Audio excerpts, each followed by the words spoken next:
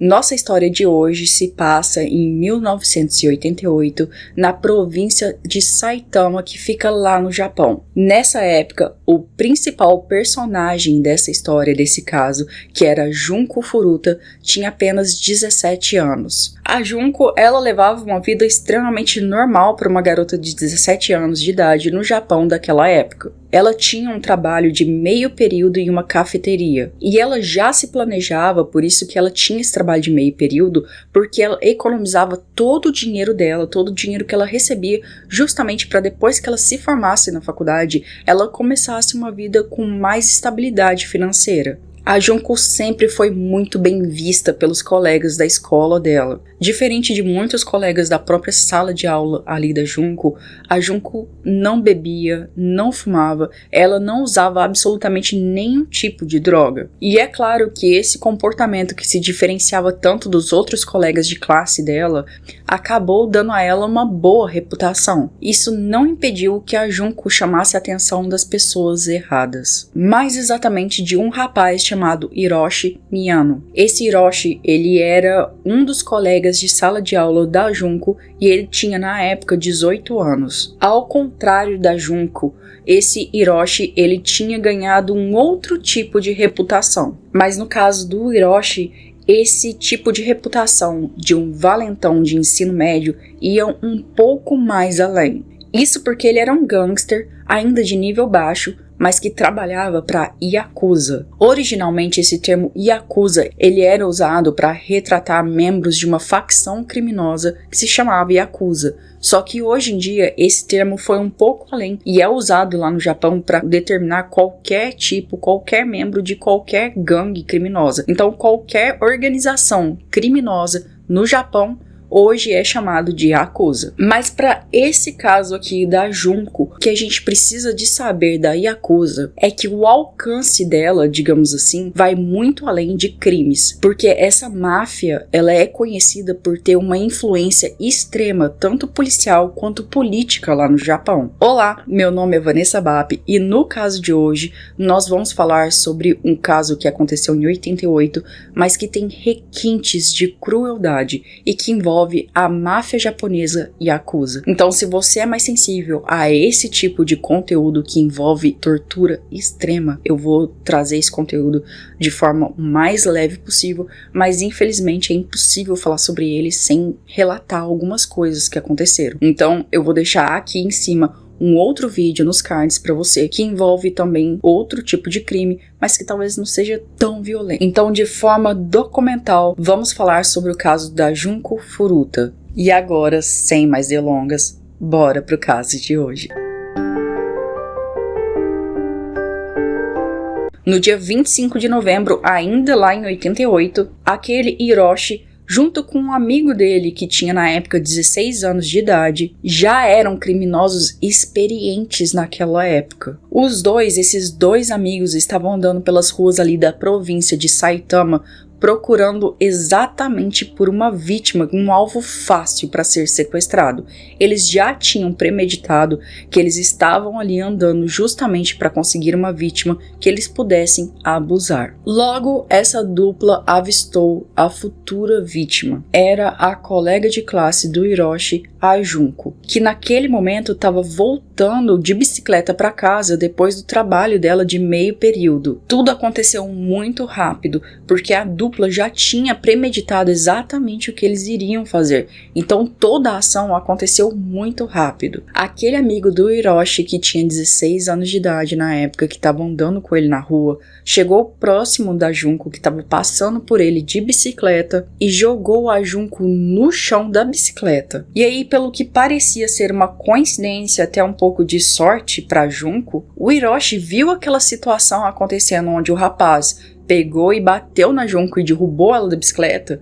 Então ele interferiu nessa situação e chegou até a Junko, que ele já conhecia da sala de aula, da escola, e ofereceu para a Junko levar ela até em casa para garantir a segurança dela no percurso. Depois desse acontecimento que alguém aleatoriamente derrubou ela da bicicleta, é claro que ela aceitou essa proposta.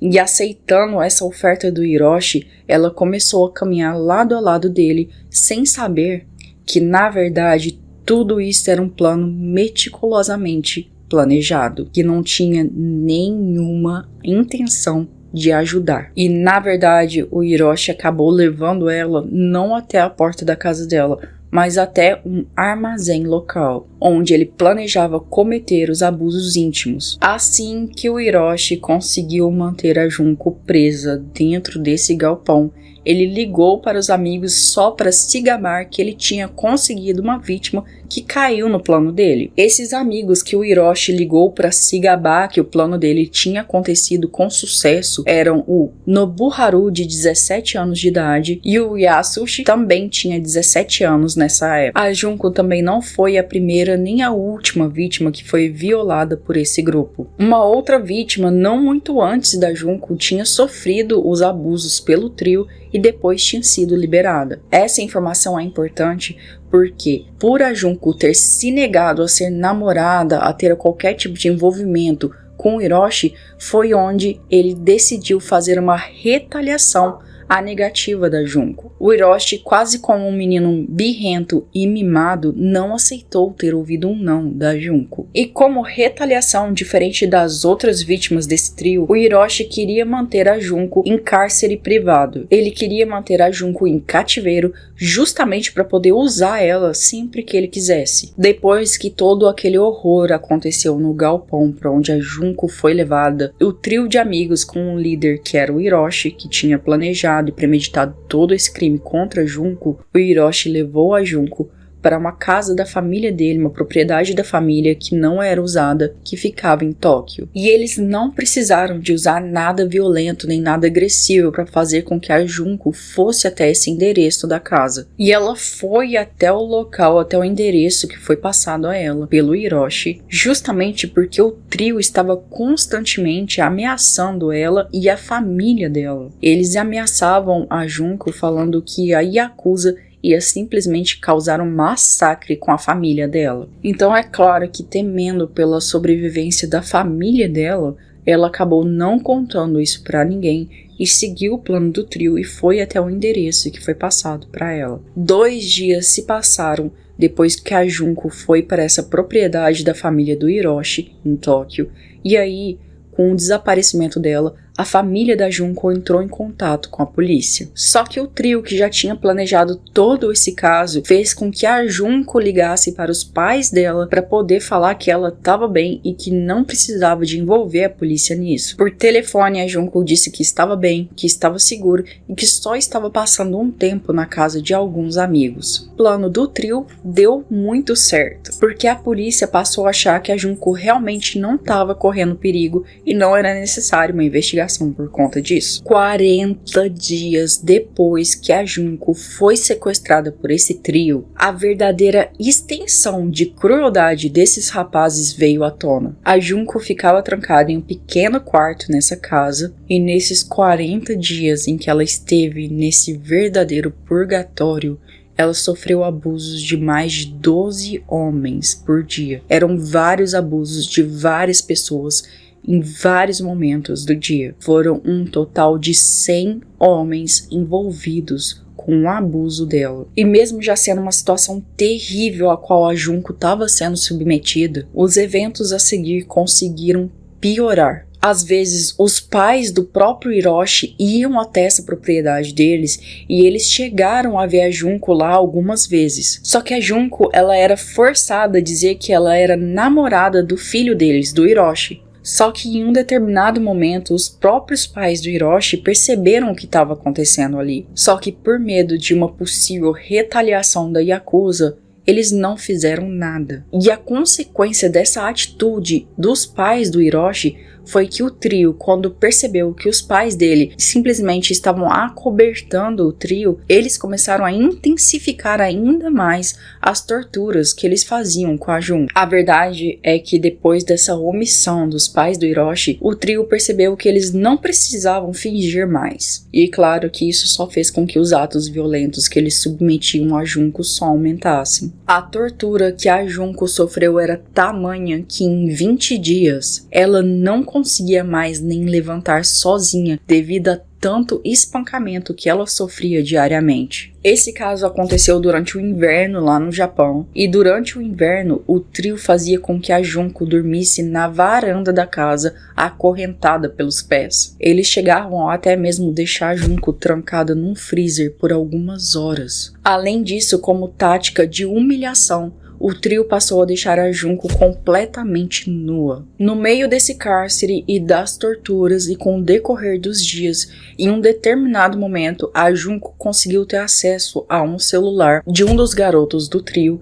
e conseguiu ligar para a emergência. Só que, infelizmente, o trio descobriu que ela estava fazendo essa ligação e desligou o telefone. E como castigo por essa teoricamente rebeldia, eles puniram a Junko derramando fluido de isqueiro nas pernas dela e atirando fogo. Nesse meio tempo, enquanto tudo isso acontecia, a polícia retornou a ligação que a Junko tinha feito no mesmo número de telefone. Só que o Hiroshi que atendeu essa chamada e falou que tinha sido um engano, que o telefone tinha discado sem querer dentro do bolso e que não tinha nada de errado acontecendo. A Junko, a essa altura, já totalmente sem nenhuma esperança e sofrendo tanta tortura, ela já estava num estado tão deplorável que ela implorava para o trio diariamente que dessem a ela a morte. Ainda não se tinham passado nem metade do tempo que a Junko estava ali no cativeiro, metade do tempo total que ela ficou nesse cativeiro, que foram 40 dias,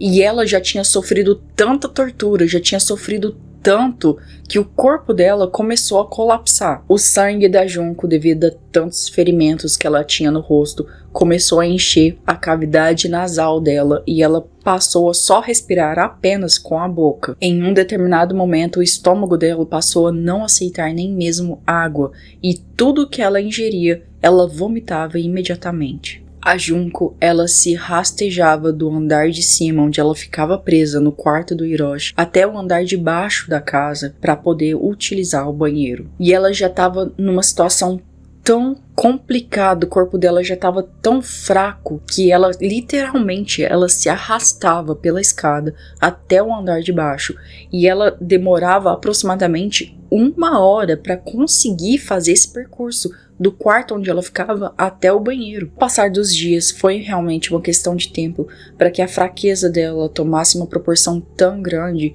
que ela começou a ficar somente presa dentro do quarto. Ela já não conseguia mais sair dali. Ela não tinha força nem para se arrastar até o banheiro. Para você ter ideia do quanto a Junko sofreu nesses 40 dias, que eu tenho que falar que não foi uma tortura, 40 dias de tortura, foram 40 dias no purgatório, que ela sofreu tanto com a desnutrição, mais os abusos físicos que ela sofria, que o cérebro dela literalmente diminuiu de tamanho. Quando a Junko chegou nesse ponto, é claro que o trio foi perdendo o interesse nela. Claro que essa situação toda deixou a aparência dela muito inchada. Ela estava com o rosto tão inchado que não dava para reconhecer quem ela era.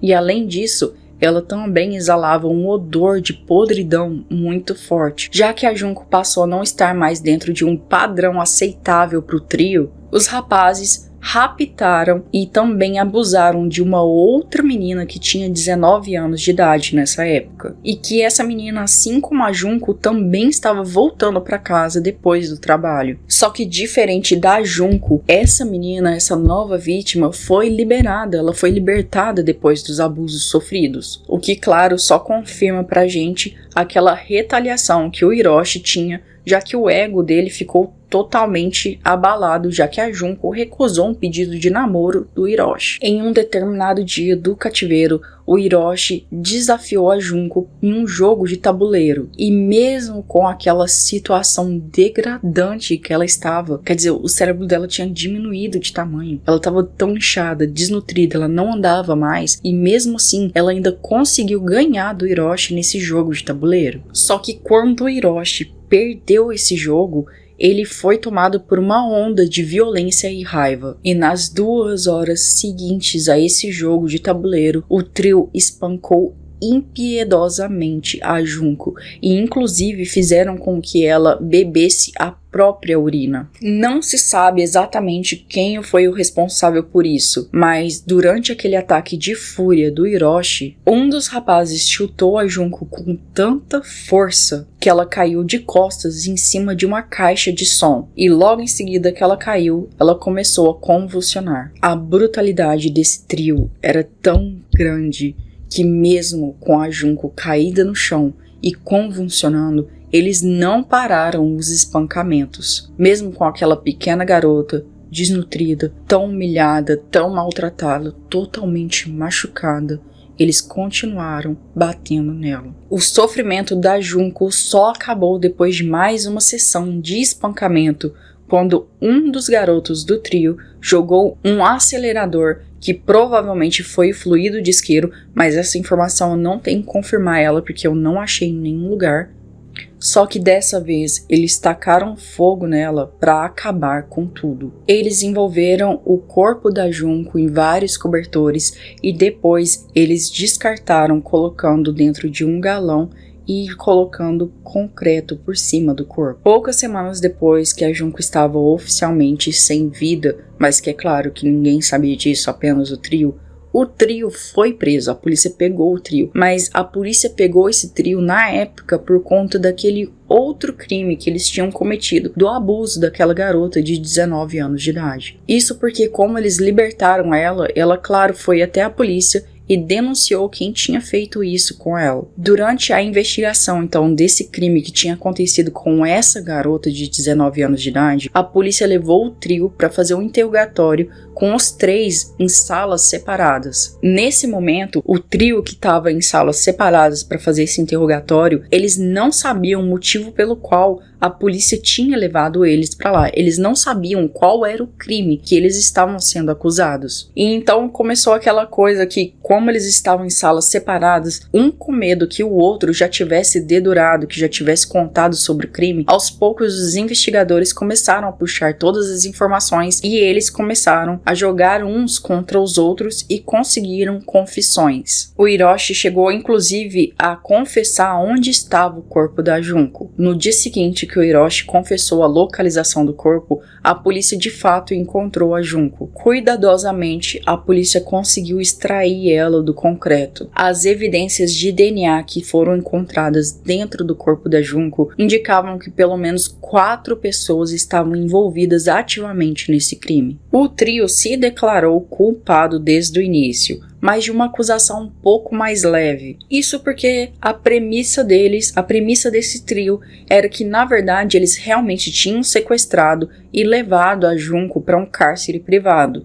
Mas segundo o trio, a morte dela foi totalmente acidental. Apesar de alguns dos integrantes desse trio serem menores de idade, todos eles foram acusados na época como adultos. Durante a sentença, o Hiroshi foi quem pegou a maior pena. Inicialmente, o Hiroshi ia ficar 17 anos preso, mas depois disso, o juiz aumentou a pena para 20 anos. Os outros 3 que estavam envolvidos nesse crime da Junko pegaram penas que variavam de 3 a 9 anos. Essa sentença leve foi muito controversa na época. Isso porque era uma sentença muito pequena perante a extensão de crueldade do que esses 3, o trio, e depois esse quarto rapaz, teria submetido a Junko. A sentença relativamente leve foi porque o sistema prisional do Japão geralmente é feita para reabilitar os criminosos, mais do que até para punir. Isso principalmente em casos quando os criminosos são jovens. Porém, muitas pessoas ali da província de Saitama, essa sentença tão leve não tivesse sido na verdade por conta de uma retaliação, um possível medo de retaliação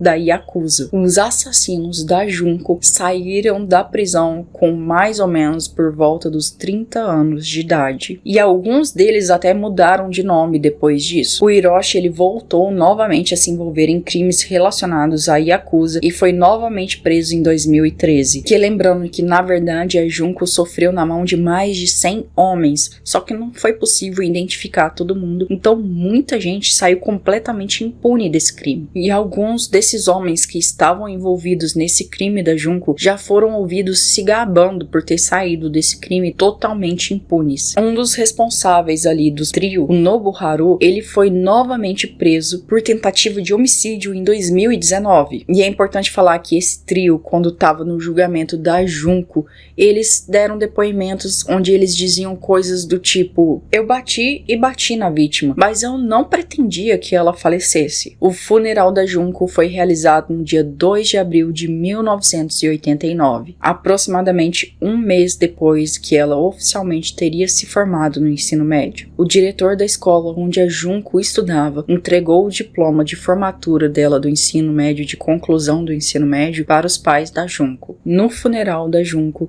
os colegas de classe estavam ali presentes para poder se despedir da colega e eles deram declarações muito emocionantes, falando para ela descansar em paz, porque agora não há mais dor nem mais sofrimento. Garanta que você já está inscrito aqui no canal para não deixar de receber mais histórias trevosas como essa. Eu te vejo em um novo vídeo e até já!